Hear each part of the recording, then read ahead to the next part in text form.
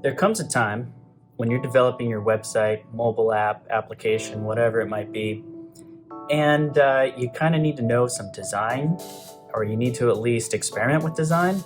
So why spend all this time coding something to experiment, and you got all the code there, it took you a couple hours, days, weeks, then you realize, oh, I wish I could change it.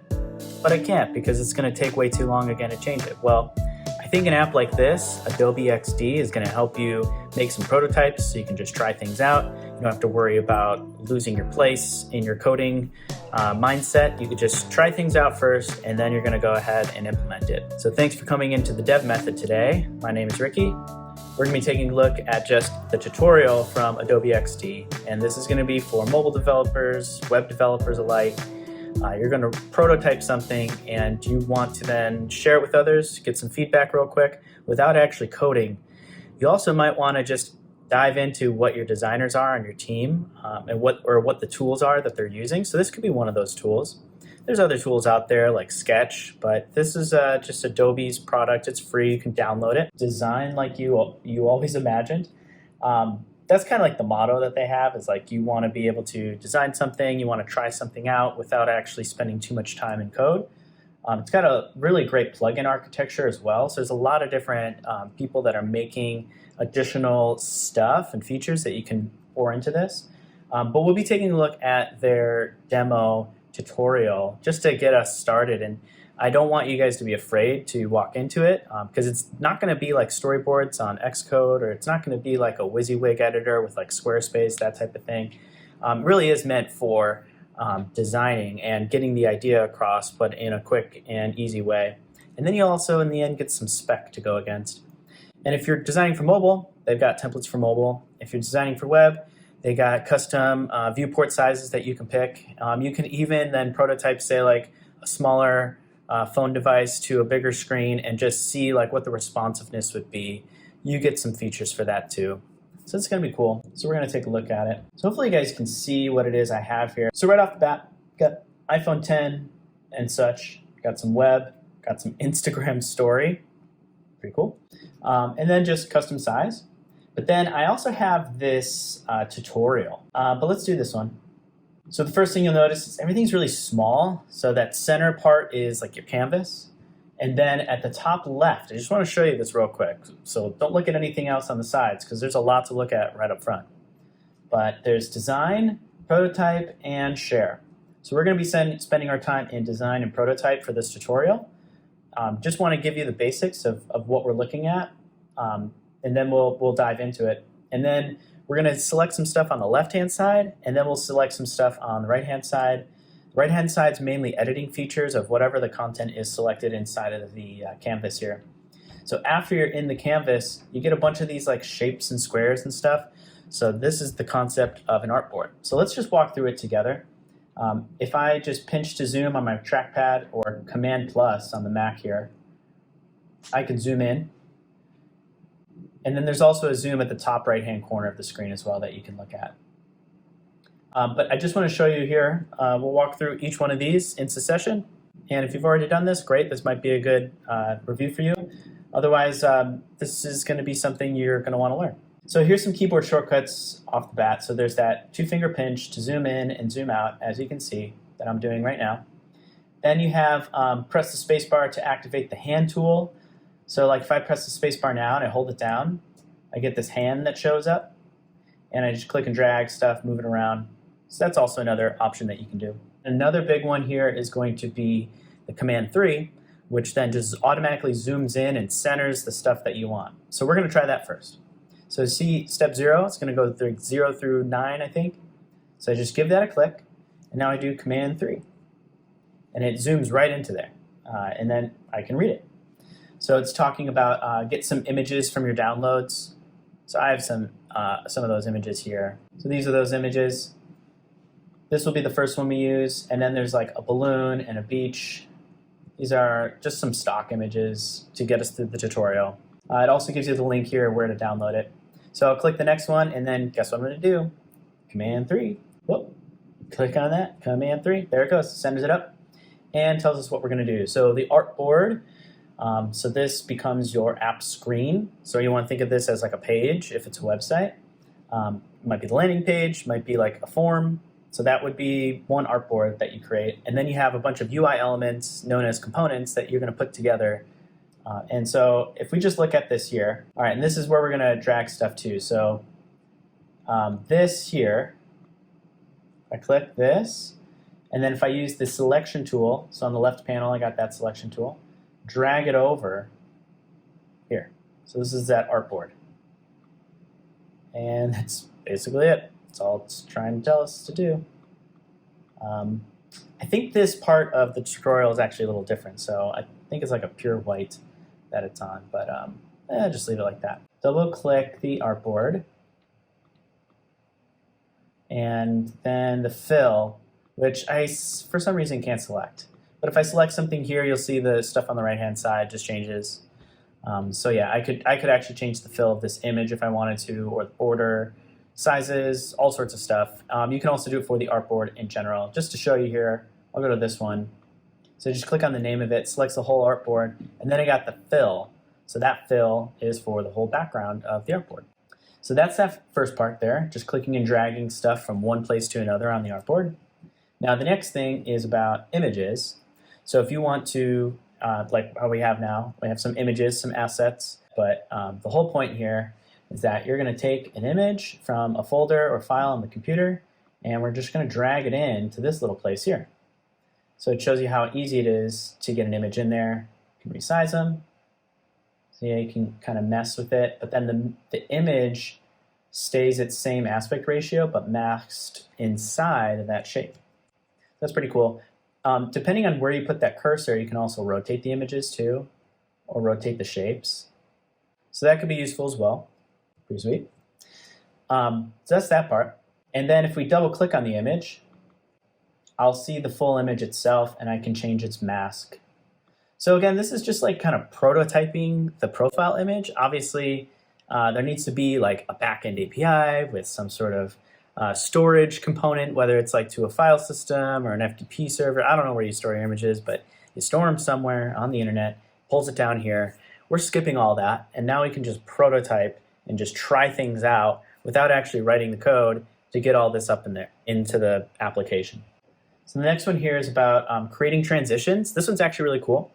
So what you do is, at the top left, take a look at where it says design. You can change that to prototype. So go to prototype.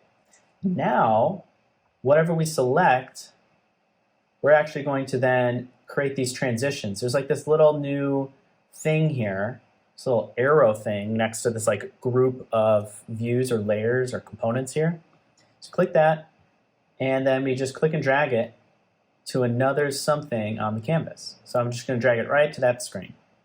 So that's the whole point. So let me zoom back out again, showing you that you go to prototype at the top left, and now click something. Like I could even click like this image could then send us as like some sort of tap gesture or click gesture to go somewhere else.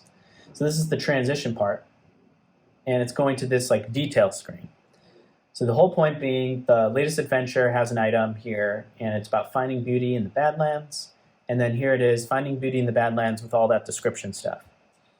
And then also if I click here and say, okay, I want this to go back to the other screen, I could do that too. It's kind of the whole idea. So here, this goes right over there. That's cool, right? So now to try this out, at the top right, next to that zoom, we have actually a prototype feature. So we just like preview and interact with the design. So here it is. I click here. Notice the cursor actually does show like the little pointer. And then there we go. And then this part here takes us back. So that's kind of the idea. Now it's simple. It's just filled in some sort of dissolve animation, or a cross dissolve, you might call it as well. But the whole idea is that it's just getting from one to the next. And this is already a scrollable item. So we're just scrolling through it. Click, get to the one, go back. So people can get an idea of what it feels like before you actually build all this stuff. That, developing this whole screen and understanding the user experience from the very first step to the last step, is going to take some time to build, especially if you want all these interactive elements. It looks nice. You got to test it for different text sizes, different image sizes. All sorts of stuff can come up in development. And if you get that far and you realize that's not what you actually want, you want to change it again, well, you could have wasted some time and you could really have just like tried out these things ahead of time. So let me stop this. There we go. Just close that little window and scroll right on over. Now we got to go back to the design mode. So I just click design here. And now we're not prototyping anymore. We're just designing, and I have all my selectors and whatnot. So it's saying here, select the rectangle, like so. So this is this whole rectangle. And now we want to like create a whole list of things, because this is a guide. This is the conceptual part of this design, is that it's a guide with multiple items listed below. So like contacts, multiple people in your contacts on your phone. That's the idea. Or you're looking at your email. You're looking at your inbox and you have multiple emails in that inbox. So we click here, and then we actually go to this repeat grid. Okay. Now watch this. So see, it kind of changed. It has these handles on the right-hand side, so you can repeat it to the right-hand side or down. So I just go down. Look at that. Even repeats it right off of the artboard there. So I'm going to do just enough to get 4 on the screen, just like the tutorial is trying to tell me. And then we can also adjust the pink space in between. So what that means, you don't see it right away until you hover over it. So you hover, get that pink in there. Yeah, see? So that's just spacing between each one of these items. Like if you're writing this in iOS, this is something you might, there's a couple different ways to actually implement this in iOS. But now here, you're just already just changing it about, trying this stuff out. The other thing you could do now here too, is what it's going to tell us, is you could do multiple images. So I select that first image, go to my assets that it gave me from the tutorial, and just drag it into that first image. And what it'll do is it'll just, by sequence, go down to each one of these 4 items, and it's going to put in each different image. So that's pretty sweet. So now here's the next part. So we got to select the storyboard at the top left. So just click blog there. And then notice it says in the scrolling section on the right, select vertical. So this does not scroll. If we were to prototype this, like hit the play button to do a prototype on this artboard, we're not going to be able to see all of the items that are in that list. So what we need to do is we select that artboard, we go here on the right-hand side, and we select scrolling vertical, like so. So there's that vertical scroll. Now if we select our items here, oh actually, yeah, so we did vertical scroll. So we pull down on the white circle at the bottom of the artboard. So let me select that artboard again. Okay, it's select as vertical. This is that circle that we were talking about before. It looked like it might resize shapes, but here it's actually just going to make the artboard longer and reveal more of what's in here on this list. Notice, as a developer, if I went down here, I was like, well, maybe the artboard shouldn't be that tall, because is there supposed to be extra space at the bottom? Are we only ever showing 4? Well, in theory, let's just say you have a conversation with your designer and they say, well, it could be like 4, 10, 100, 2. It's going to be a whole number of items there. So you're just getting the idea of where it's supposed to go. So you just make it as long as the 4, just for now. Then the next part here is use the 2-line icon on the left to change what the user sees on the screen before they scroll. So that's this here. So how tall is the screen going to be? Like how much do they see before we keep scrolling? So I'm going to keep it right around here so you can kind of see the image of the third row there. Just kind of spill over off onto the bottom of the viewport. So let's do the preview now. That's the play button here. And here we are. And if I actually scroll on my trackpad, here it is. It's going to scroll right down to the bottom of the artboard. So pretty cool. Didn't have to write any code to just try that out and see what it's like. Let me just also show you here too. If I was to change the position of one of these things, it changes them on all of them. Isn't that great? I don't have to write that in code and then try it out and see if the designer likes it. I can just prototype it right here. And then I have that easy way to repeat all the rows. So that's the really cool thing that I believe is really unique to Adobe Xd. Now the next part here is talking about making the header sticky. So notice when I scrolled, this part here actually didn't stay. It's just like we lost all of it. So if I click on it, and then if we click on this option for fixed position when scrolling. So I got to go to prototype mode. And then here's this option for scrolling. So if this is a thing that's going to scroll, this is going to stay here at the top. So let's go ahead and prototype that now. Press the preview, see I scroll, and that actually stays there at the top. So that's pretty cool. Yeah. So now we get a better idea of what's intended to give to the developers, just adding some of those things in there. Now, next thing comes up more or less when you, like, let's say you have a particular color or collection of colors or fonts that you want to share throughout the application. So you want to have some sort of consistency. And even in your code, you're going to want that consistency. You want to have some sort of color name that you can refer to and reuse everywhere in your application, just like a small one single color. So it could be like a blue, a green, a pink, whatever the color is, a black, an off-white. So with that, I'm looking at styles. And what's essentially doing is saying, like, click a color. So like if I click this, I'm in prototype mode still. Let me go back to design mode. There we go. So it's saying go to assets on the, let's see, to change the colors throughout the design, select assets. So if you don't see this part yet, this is the document assets. This is that icon they're referring to. And so now I can go back and forth between those two views, but now I see the colors. This is what they're talking about. I can add more colors, which then I can reuse throughout the rest of the artboards here. But as soon as we relate this particular color somewhere in the app, then it relates everywhere. So changing this color, this particular blue to some different shade of blue, changes it everywhere where it's referenced in all the other artboards. So that's actually a really powerful thing. We can just try things out. We don't have to like try it in the app, rebuild it, rerun it, and then load it onto a device. So this here, this little blue part, that's what this button here is at the bottom, right? So if we were to follow what it says here, I can right-click on one of these things, and I can say reveal color in assets. So like this blue, where did it come from? And it actually scrolls to it, and then it actually has it selected. So it's activated here. So that's that blue. Now we can use the color picker to change that blue style. So if I right-click and I say edit, use the color picker here, and then it's like zoomed in on a particular part of your screen. You can just pick a color. I'm going to pick this green. There it is. So everywhere where that color was referenced, it is now green. And you'll see that it's on that button that where I originally said reveal that color to, but now all of the items, these this outerwear, tents, and supplies, those were all using the same color. Even this like separated border, like this little divider here, it's also doing that too. Pretty sweet, right?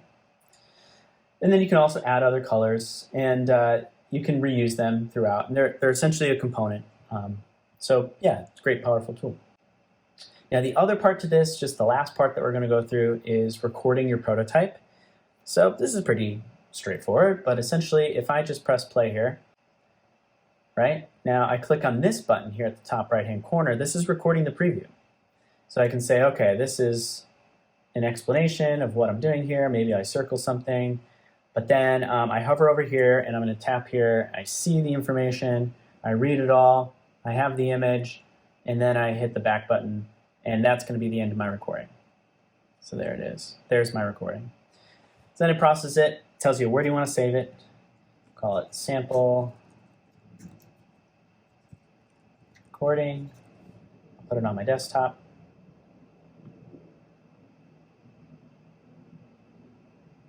Save it. And it's actually pretty simple. It's just like an MOV file. So here I'll open it up so you guys can see it. That's what it looks like. Play it back. Here it is. Even has that like little circle finger thing. So that's basically it in terms of just getting an introduction to Adobe Xd. We haven't really gotten into like creating something from scratch, but hopefully you get a little of help from your designers. And if not, you're going to want to dive deeper into this. There's plenty of YouTube videos out there. There's content on the website. Something I'd recommend doing, if you go to File, Get UI Kits, there's one Apple iOS, material design, Windows stuff, and there's more like wireframe things.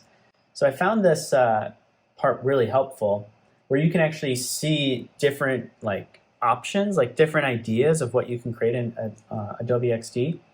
It'll be funny because you'll look at this stuff and it looks so beautiful and so easy, but then obviously you got to go and code it, so that's going to be a totally different story. But IBM has their own design kit here. One I really liked that I think is really powerful is this idea of wireframes. So low fidelity prototyping might be hand-drawn, but not a finalized look and feel.